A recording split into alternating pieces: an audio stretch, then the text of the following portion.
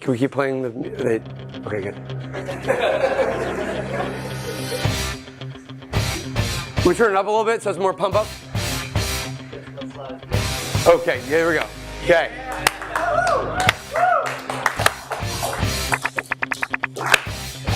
Okay, I guess we gotta clap. We gotta find the beat and then we gotta clap to the beat. Okay. All right. Okay, that's pretty good, guys. All right, we're good. We're good. Thank you. Okay, please stop. Okay, stop the music. Thank you. Okay, cool. Can you put on the presentation? Thank you. That'll be about the most pump-up thing that ever happens in enterprise software. So the rest is sort of downhill from here. So thank you for that intro, that well-rehearsed intro. Thank you. Confirming the facts as you're saying them. Very good. So I'm Levie, CEO and co-founder of Box. Welcome to this edition of how to build an enterprise software company. That's my understanding. This is the course that you're taking, right? Is that correct? No. Okay. So here's my job today. My job is to try and convince you that everybody else who speaks throughout this sort of whole class is wrong, and that you actually want to build an enterprise software company. And so hopefully we'll be able to kind of work through this, and you'll have a good sense of why it's super cool to be in the enterprise. And why a lot of the sort of perceptions of going into the whole consumer space where it's so much fun and everything, why that's wrong, and why you want to do enterprise software. Who wants to build an enterprise software company? Good. All right. Thank you very much. Hopefully we'll do a vote at the end, and we'll hopefully that will not have shrunk. So that's really actually the only goal I have at this point. So we're going to talk about three things today. The first is the quick background and kind of history of Box, because when we started the company, we didn't know that we wanted to do enterprise software. And so I want to kind of get through a little bit about why we decided to go after the enterprise and what we do today. And then I'm going to talk a little bit about what are the major kind of factors that have changed in enterprise software that make it possible to do a startup today in this category. And then finally, we'll talk a little about some patterns that you can kind of exploit and some ways to recognize and ways to actually go and build an enterprise software company yourself. And that's hopefully that'll be some practical, useful advice. Just as a forewarning, my voice is I've been speaking a lot past couple days, so hopefully I'll be able to get to that third part of the advice and actually be able to talk. So we'll see how we make it, but I'm going to be downing a lot of water, so I apologize for that. So building for the enterprise. This is what we're going to talk about. So just quick kind of high-level stats about Box. We have about 240,000 businesses that use the product. There are over 27 million users that have brought Box into their organization and use it as individuals. And we're in about 99% of the Fortune 500. Unfortunately, that last 1% is really just Microsoft, and they don't seem to want to buy from us. So we have to work on that a little bit. But certainly, decent amount of scale. A lot of users that have brought Box into enterprise environments. These are some of the large organizations that are using the product. So a very wide range of industries, everything from manufacturing and consumer products to companies like General Electric. Stanford Healthcare actually uses the product for collaboration within the hospital environment and some of the research. But between healthcare, media, manufacturing, these are the sort of range of industries that we serve. So the question is, how did we get here? Because we didn't really start the company to try and go build an enterprise software company, even though that is how things ended up happening. So when we started the product, so we launched the company in 2005. We got the idea actually in college back in 2004. And so was anybody using the internet back in 2004? Okay, great. So basically, I didn't know if millennials use the internet. So back then, sorry. Okay, no more age jokes. All right, here's the point. So back in 2004, you might remember that there wasn't a lot to do on the internet. It was actually kind of boring, right? This is before Facebook. This is certainly before Snapchat. So not a lot of things that you could go do. You couldn't send people 15-second messages and photos that disappeared because you didn't even have a phone to send them photos. So in the internet in 2004, there wasn't a lot going on. This was basically what the internet looked like. Sort of a barren deserted landscape, and this was the internet. And just to clarify, the happy camel's Google and the sad camel's Yahoo. And that was effectively, this was the internet, and this is accurate.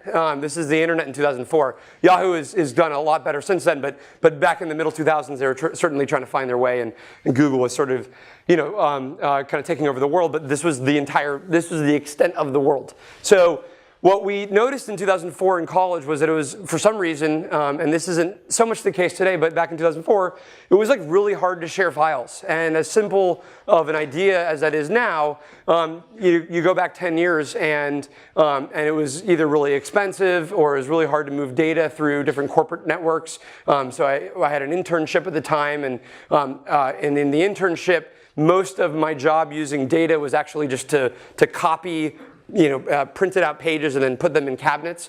That's what you do as an intern, and if you're not a computer science student. So I was like really, really good at copying paper, and unfortunately not a skill that has really been useful today. But it was really hard to share files. And then in classroom environments, you're constantly working with lots of other people, and it was also hard to share files.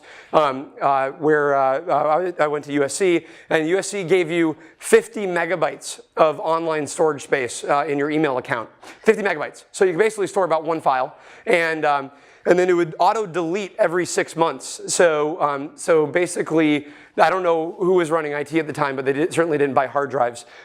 So it was just like really, really hard to store and share files. And so we said, well, why don't we make it really easy to store and share files from anywhere? And so we got this idea for, at the time it was called box.net.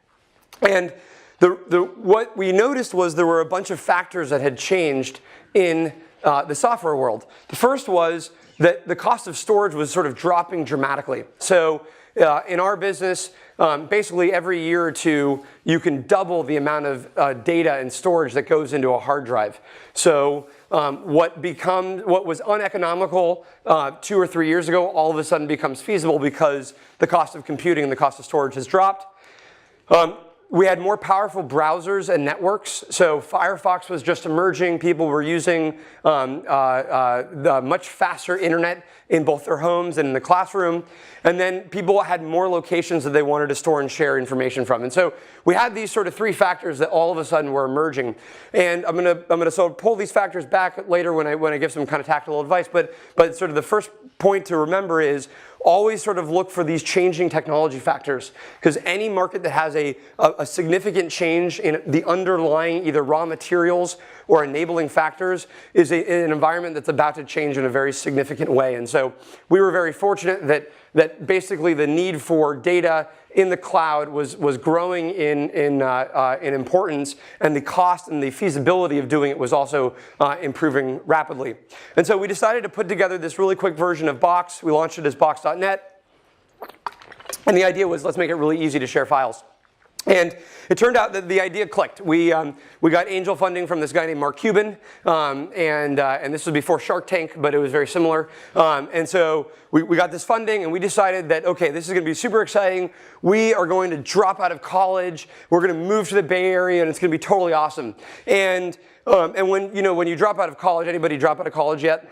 Okay, good. Stay in school. So when you drop out of college, like everyone sort of pictures that it's just going to be incredible. Like Bill Gates dropped out of college. It'll be like Bill Gates or Michael Dell dropped out of college, and it'll be super exciting like Michael Dell, or Steve Jobs dropped out of college. So this is what people imagine, but nobody ever remembers that this guy dropped out of college also, and so it's not really a guarantee, obviously, that it's going to be successful, but it's what you do. And actually, funny enough, I don't even know if this guy dropped out of college, but it just sort of looks like he had to.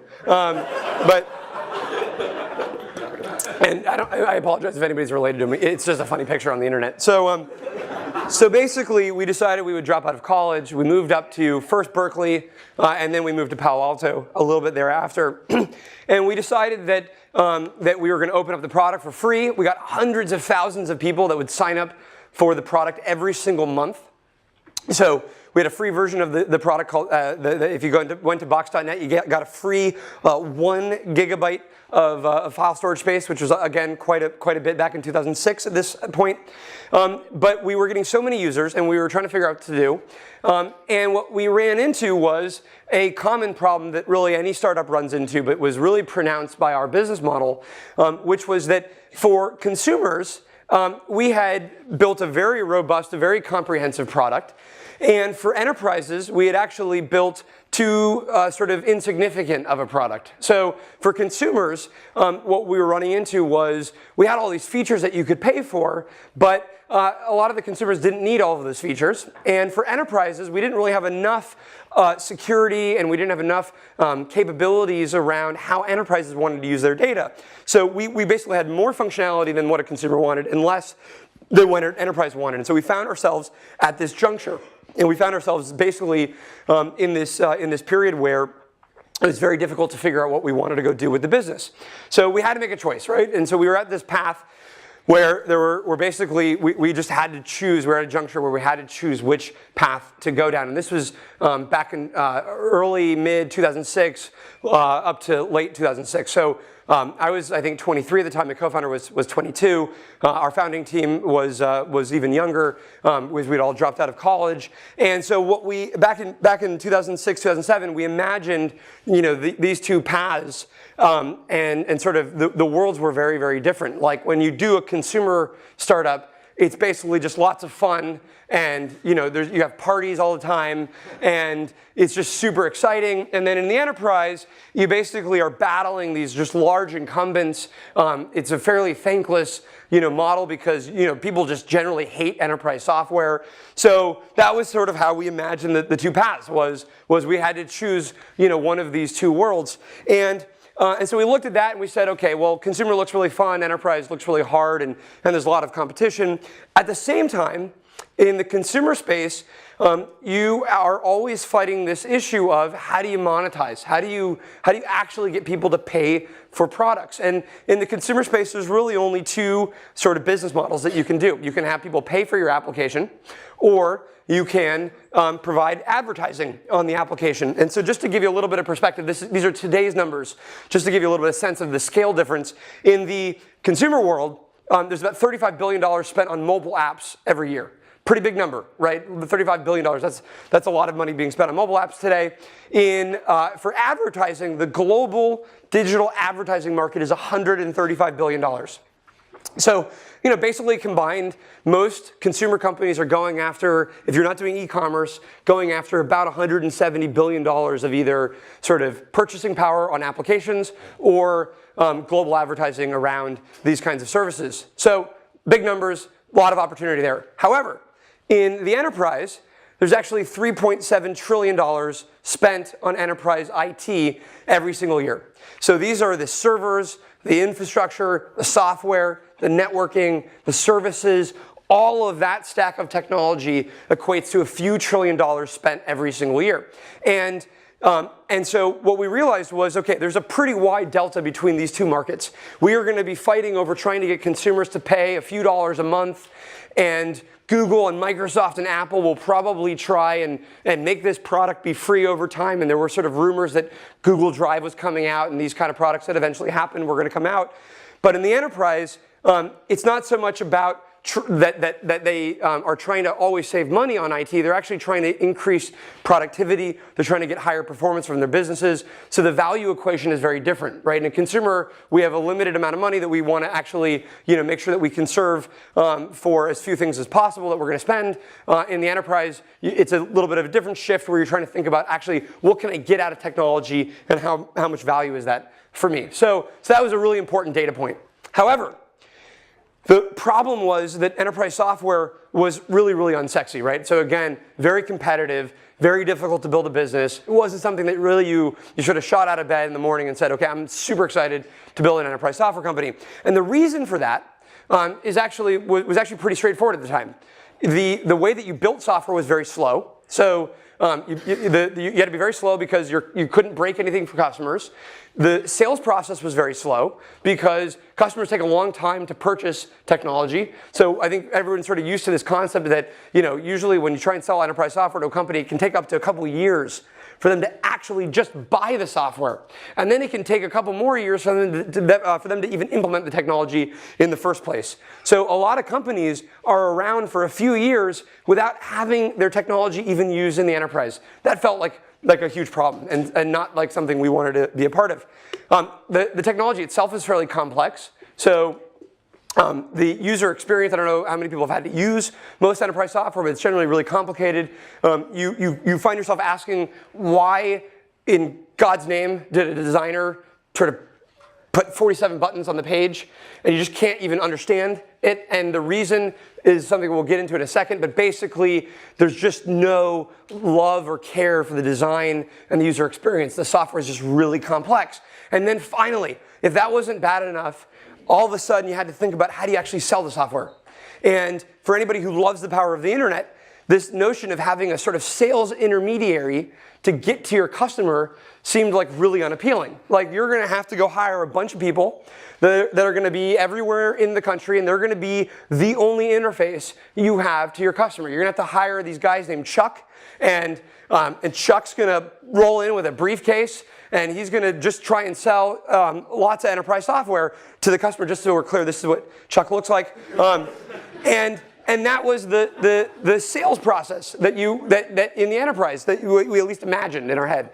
I mean, Chuck looks like a happy guy, but he's still an intermediary to getting your software. And we were saying, well, why can't we take the power of the internet and actually get our technology out to people directly? Why should we have to go through this sales intermediary as we scale up the business? Now, I'll get into in a minute why we were wrong about the sales process, but this was the sort of fear that we had at the time. And then, if that wasn't hard enough, we had investors in 2007 saying, basically, there's no way you're going to make it in the enterprise. You basically are, again, a founding team of early 20-year-olds. You don't have anybody on your team that has been in the enterprise. The Microsoft and Google and all these things are just, I mean, not Google, but Microsoft, EMC, Oracle, IBM, these companies are going to stomp on you, and it's going to be very, very hard to actually succeed. And to be fair, they were right on a number of areas, right? So we were a very inexperienced team. This was a stage we were just still early in our careers. My co-founder, for instance, looked like he was 13 years old. So just not really, just to be clear, this is what he looked like. So it sort of made sense, right? This is him as our CFO. I think this is him at 29, but it looked like we were going to go run off with the money and go to Disneyland. So I totally can appreciate why they didn't think we would be able to pull it off. I can't imagine giving him money. So basically, we decided, okay, well, we still have to go do it. We have to just give this our best shot. We're going to take the sort of scale, the consumer experience, the DNA of our company. We're going to see if we can bring this into the enterprise. And then we were very fortunate.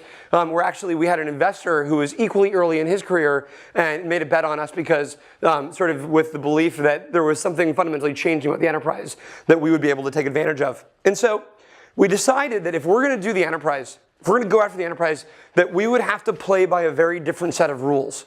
So what about the complexity of software can change in this new era? What about the fact that the sales process is very slow can change in this new era? How do we move and go directly to the user and to the customer as opposed to having this very sort of indirect process of getting our technology out there? How do we build and design for that user as opposed to just for the sale and sort of for the RFP process that a customer is going to go through? And so we looked at all of the factors that were true of the enterprise, and we said, we're going to do maybe not in all cases the opposite, but we're going to find what has changed about the technology world where we can take advantage of that shift and build a better and a newer enterprise software company. And so that was the decision that we embarked on. This is the path that we embarked on about 8 years ago, and that is why we've been focused on the enterprise. And so today, again, we have about 240,000 businesses that use the product, and the reason is we architected the business model, we architected the software, we architected the solution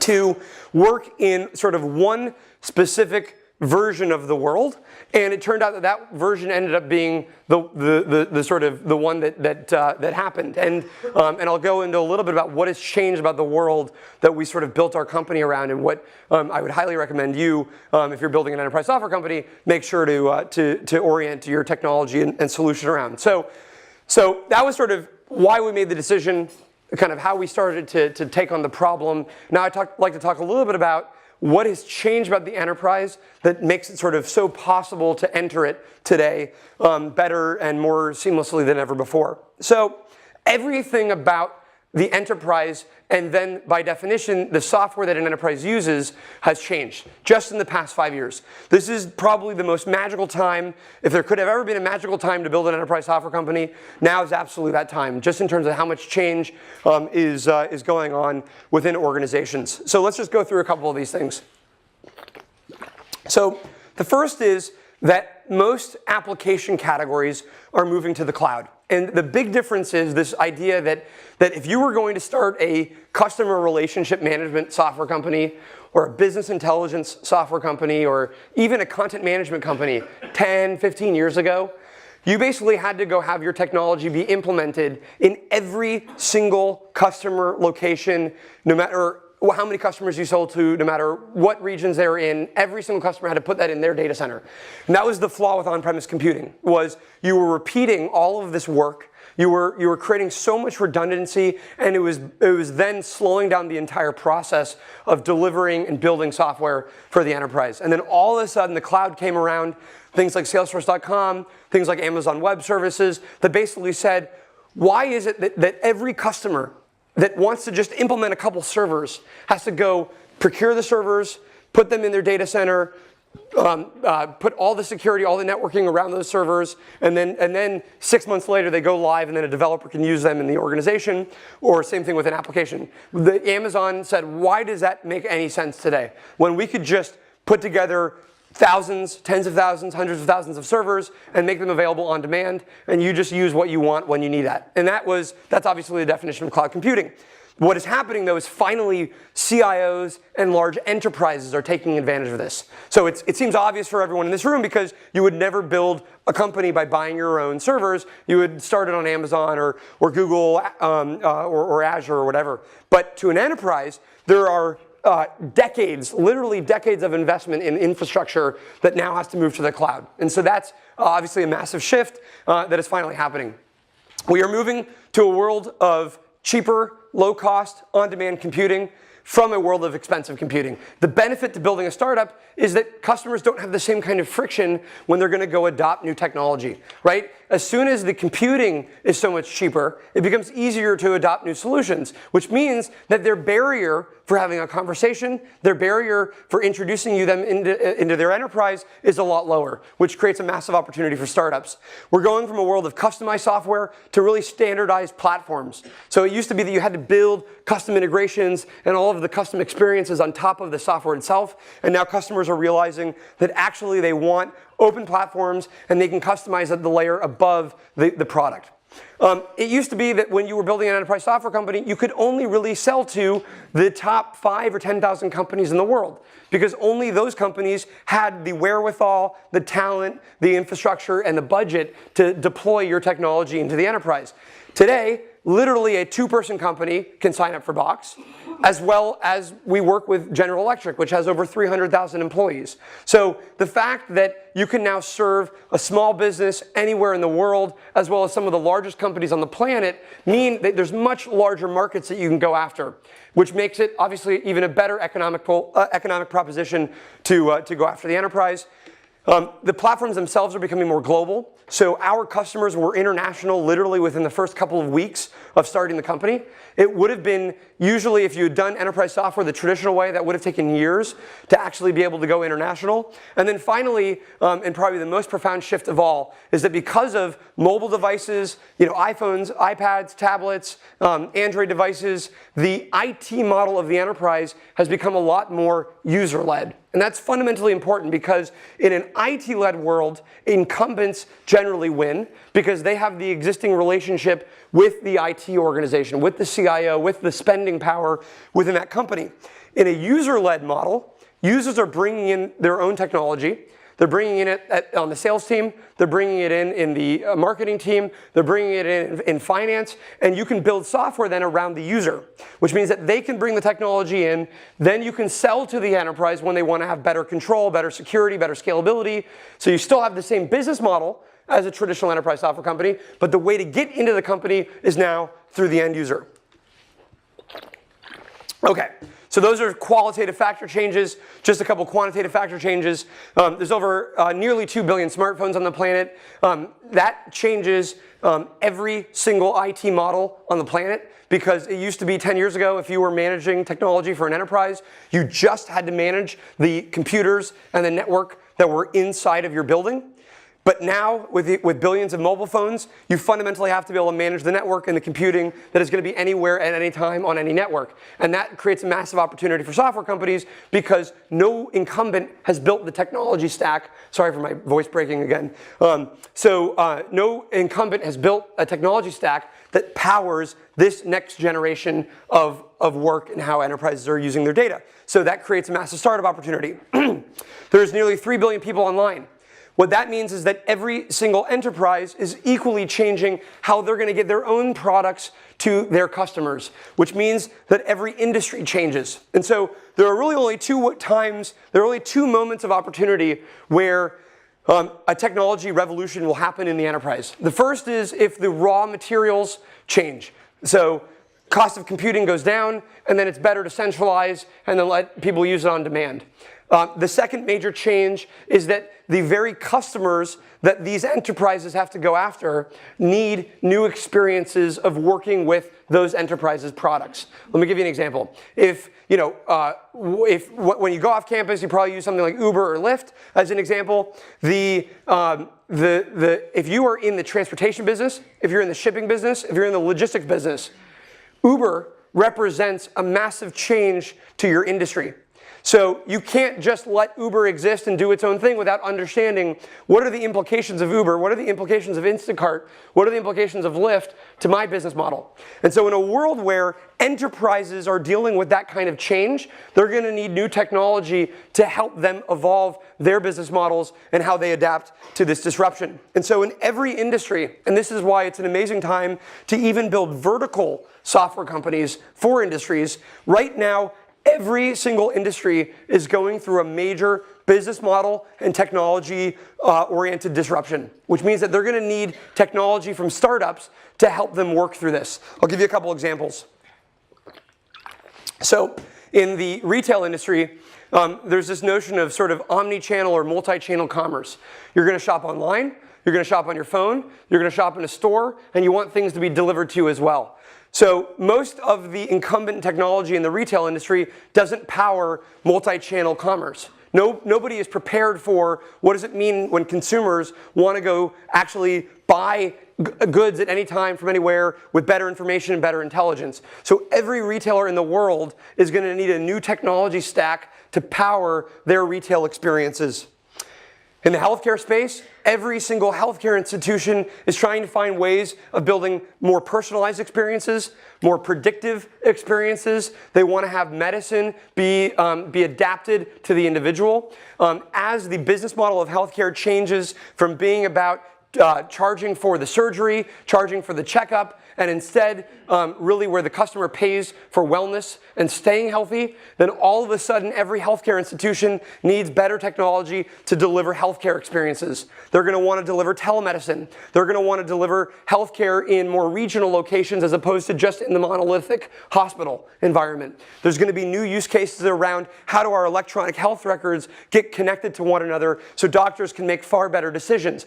All of these things are going to require new enterprise software to power these businesses and these industries.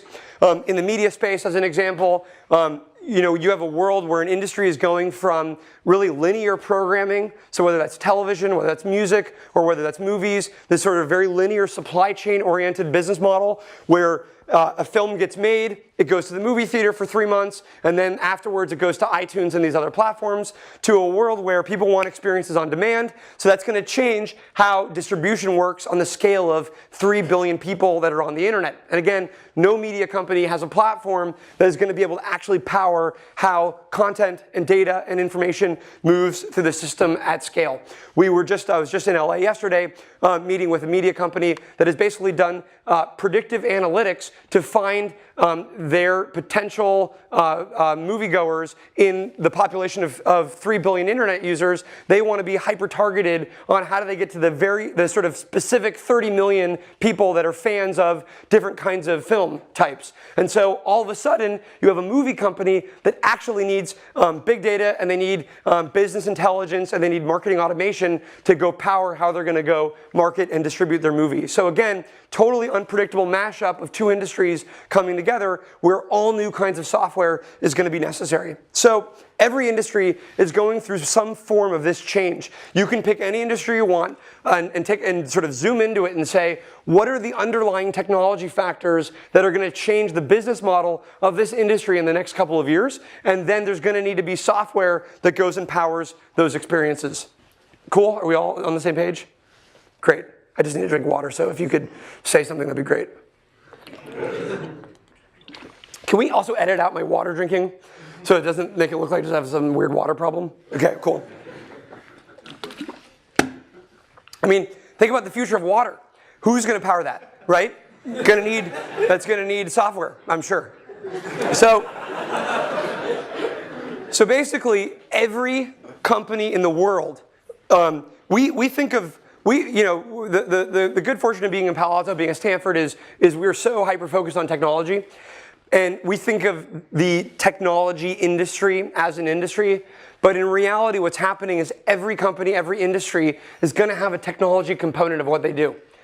You won't be able to survive in the future. Enterprises will not be able to survive in the future if they don't get good at technology, if they don't have a competency in leveraging data and using these new tools.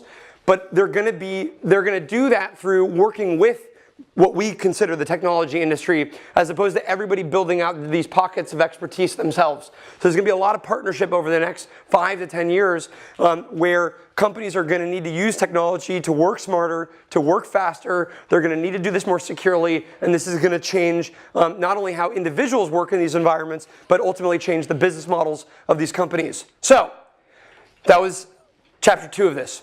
That's all the things that have changed. Now some practical advice where to kind of help you get started.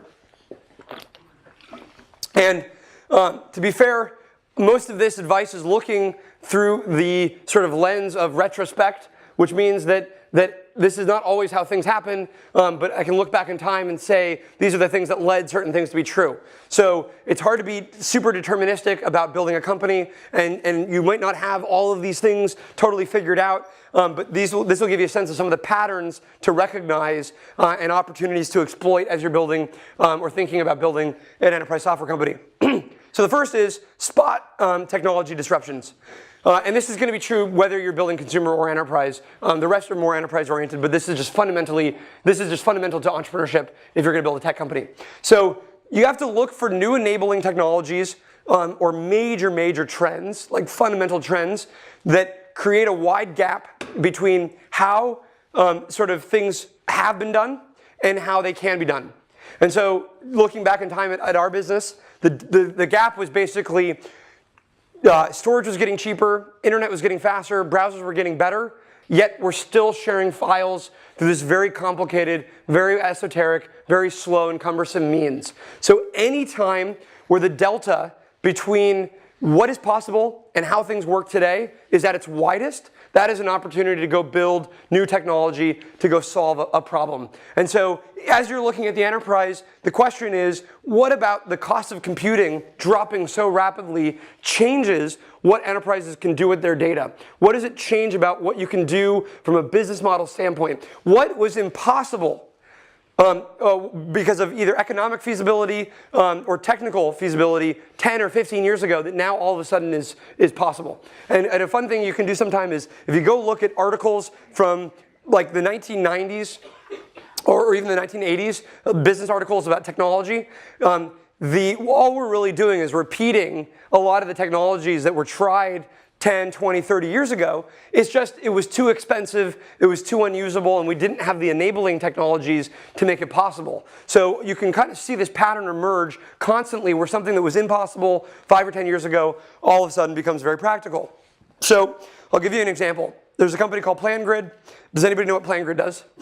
Okay, cool. Are you in the construction industry? You are? Yes, I am. Oh my God. What does that even mean? In terms of PlanGrid or like in construction? Construction. I work at a job site. We build buildings. Holy crap, that's great. Okay, so thank you. So basically, PlanGrid. PlanGrid is it's a mobile application that lets you manage construction projects, lets you get access to your blueprints, lets you manage all of the data around a construction process.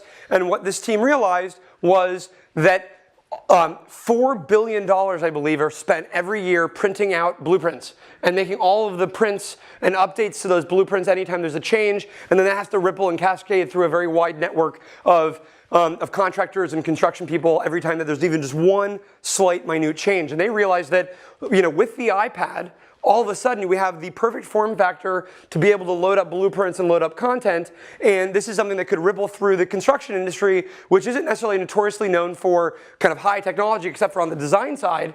How could they build technology that would make the data access, data collaboration problem really, really seamless and easy to do in a very traditional industry that hasn't quite changed for a while. So it was a sort of perfect discovery of a technology change in a market and figuring out how do those two things converge. And then this team built a great startup out of it that is doing incredibly well and totally taking over the construction industry as proven by this individual.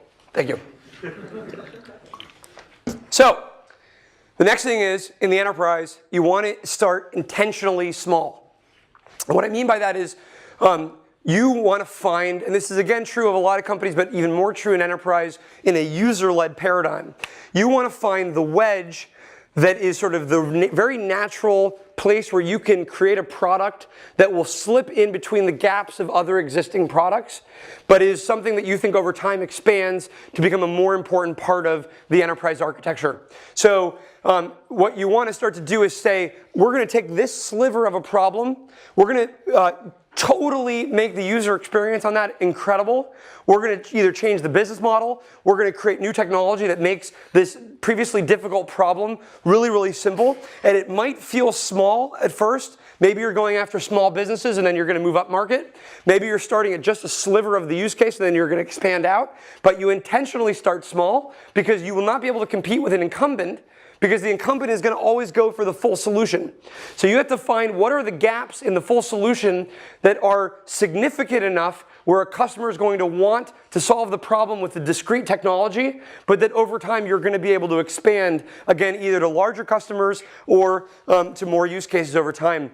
A great example is Zen Payroll. So Zen Payroll, started by a Stanford graduate or Stanford graduates a couple of years ago, basically discovered that the payroll process in small businesses is an incredibly complicated and annoying and cumbersome process, and that's because we use the same vendors that we've been using for decades to do that, and they weren't sort of digitally oriented. You didn't get your sort of, you didn't get your payments as a receipt over email. It was very complicated. You didn't really get to see graphs of your salaries. There was no real good data around this, and they said, we're just going to take off the slice that is most painful to startups around hiring people and around paying people, which is just that payroll management process.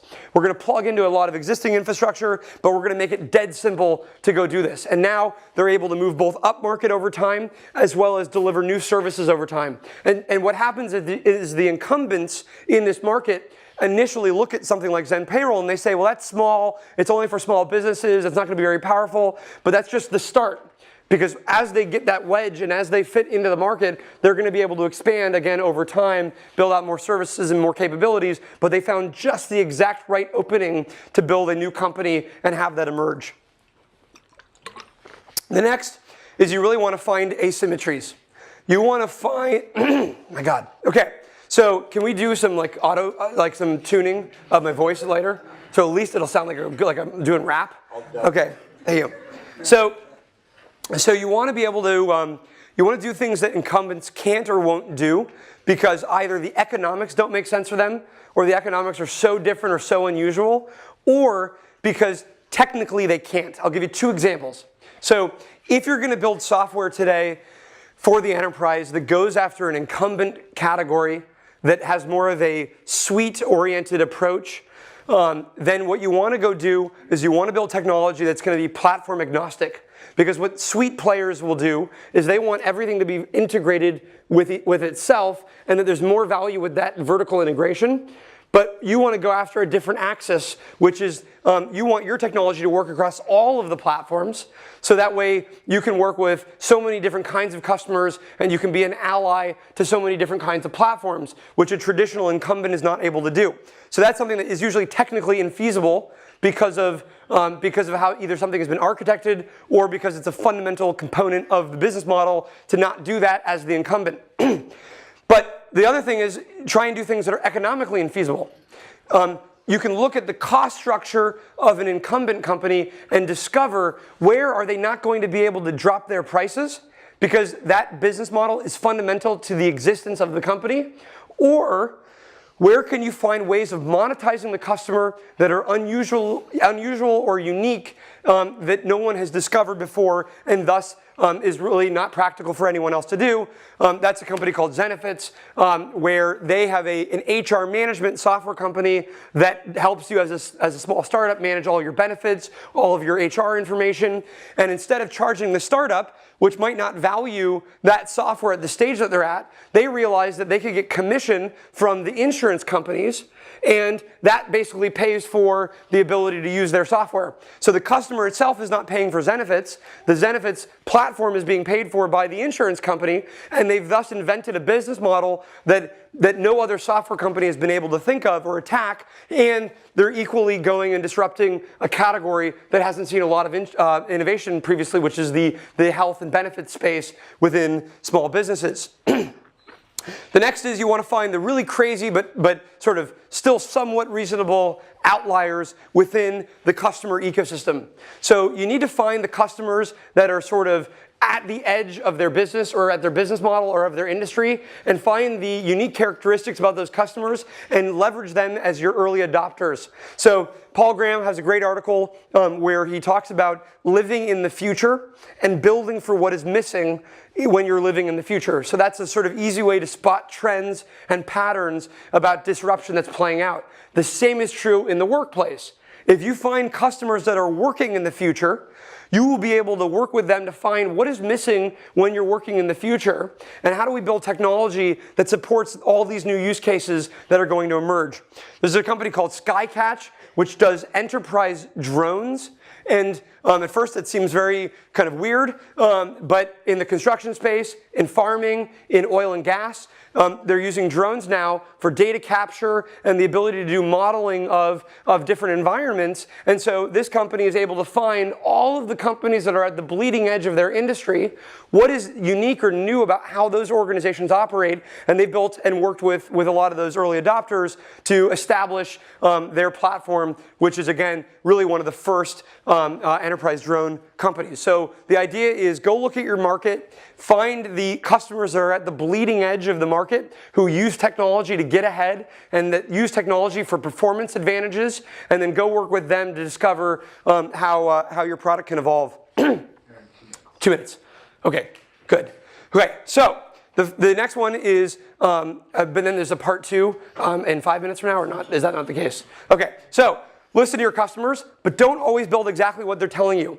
This is a really key distinction around building enterprise software. Your customers are going to have a large number of requests. Your job is to distill those requests down into the ultimate product. That does not mean that you're going to build exactly what they tell you to build. It is your job to listen to their problems, but actually translate those into what is going to build the best and simplest solution to those problems. It's really your job and Palantir does this as an example with very, very complex issues, and then they distill those down into simple solutions for very, very complex problems that the customer otherwise would not have known how to ask for. You want to modularize, not customize. So build a platform as opposed to building all of the custom technology and custom vertical experiences directly into the software itself. Make sure that you really think about openness and APIs as a way of delivering vertical or custom experiences. Don't build that directly into the product. Focus on the user always. So again, the magical thing about building an enterprise software company right now is you can keep consumer DNA at the center of the product. That will always mean that adoption is easier. Your product has a much higher chance of going viral. It becomes easier to sell into the organization. So always make sure you bring consumer DNA into the product development process. And your product should sell itself. But that does not mean you don't need salespeople. So this is a really important distinction. Leverage everything about the internet, leverage everything about users to get to your customers.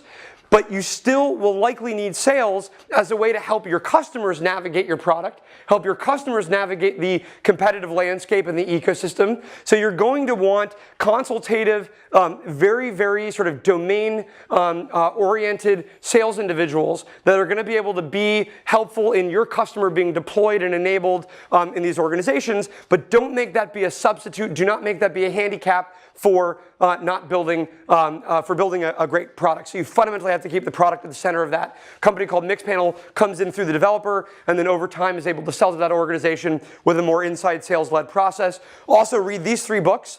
Crossing